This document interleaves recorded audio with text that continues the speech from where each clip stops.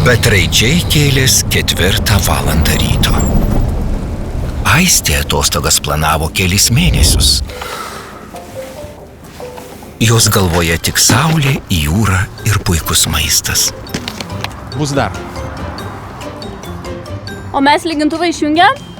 Kiek tu čia visko pridėjai? Ar pasiteisins jų lūkesčiai Turkijoje? Nu.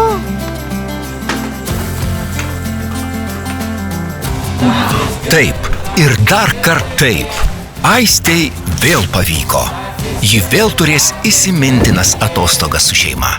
Vėl galės pamiršti kasdienybę ir vėl žmoniškai pailsės. Atrodo, kad atostogos vėl pavyko su Kelionių akademija. Tavo numeris 1 atostogų partneris Kelionių akademija.